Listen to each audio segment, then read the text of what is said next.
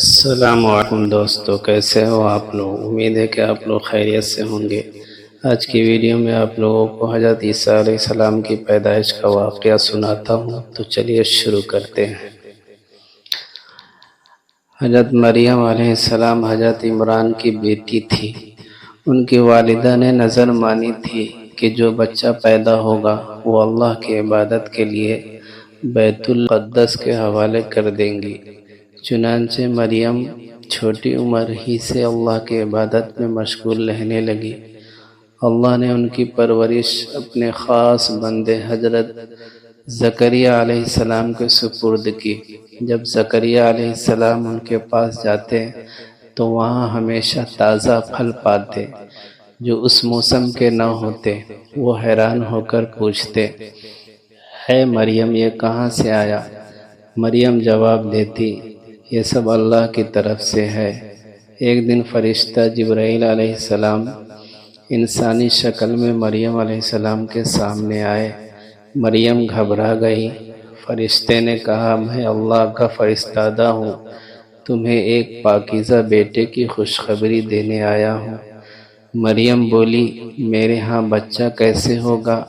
نہ کسی مرد نے مجھے چھوا ہے، نہ میں بدکار ہوں۔ فرشتہ بولا، یہ اللہ کا فیصلہ ہے، وہ جو چاہے پیدا کرتا ہے۔ وقت آیا تو مریم اکیلی جنگل میں چلی گئی۔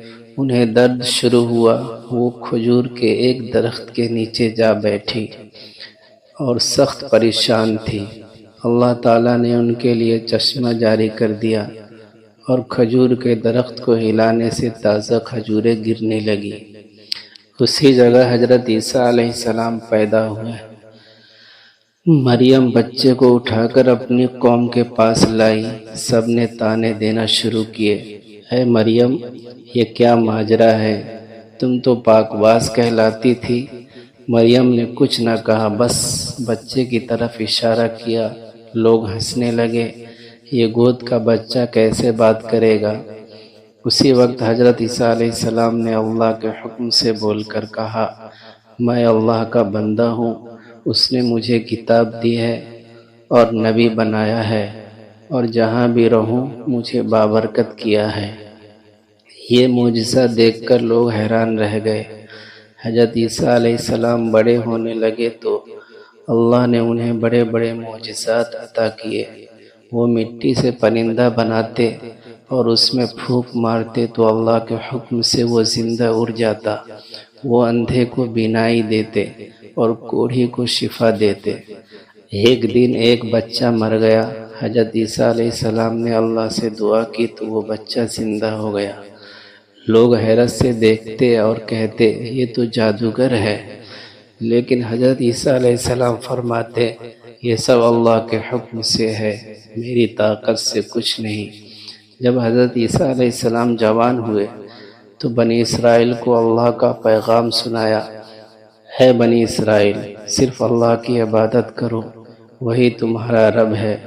میں اللہ کا رسول ہوں، میں تورات کی تصدیق کرنے آیا ہوں اور تمہیں ایک نئی کتاب انجیل دیتا ہوں، اور میں تمہیں خوشخبری دیتا ہوں کہ میرے بعد ایک رسول آئیں گے جن کا نام ہوگا احمد، محمد صلی اللہ علیہ وسلم۔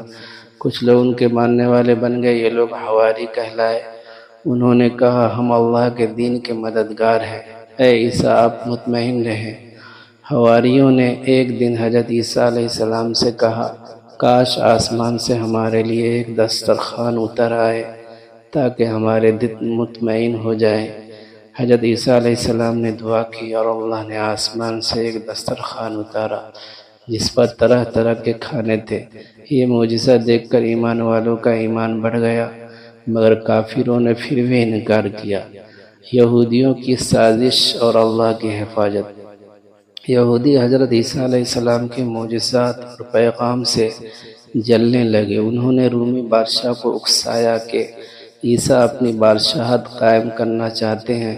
سپاہی انہیں پکڑنے آئے، لیکن اللہ نے حضرت عیسیٰ علیہ السلام کو اپنی قدرت سے آسمان پر اٹھا لیا۔ قرآن میں ہے، انہوں نے عیسیٰ کو قتل نہیں کیا، بلکہ اللہ نے انہیں اپنی طرف اٹھا لیا۔ ایک اور شخص جو عیسیٰ کی شکل کا تھا اسے پکڑ کر سولی پر چڑھا دیا گیا اور لوگ سمجھتے رہے کہ وہی عیسیٰ ہیں۔ حضرت عیسیٰ علیہ السلام اب بھی زندہ ہیں اور آسمان پر موجود ہیں۔ قیامت کے قریب دوبارہ زمین پر آئیں گے۔ وہ شام کے شہر دمشق میں اتریں گے۔ اسی وقت دجال دنیا میں فتنہ پھیلا رہا ہوگا۔ حضرت عیسیٰ علیہ السلام دجال کو قتل کریں گے۔ پوری دنیا میں امن قائم ہوگا اور اسلام کی روشنی پھیل جائے گی۔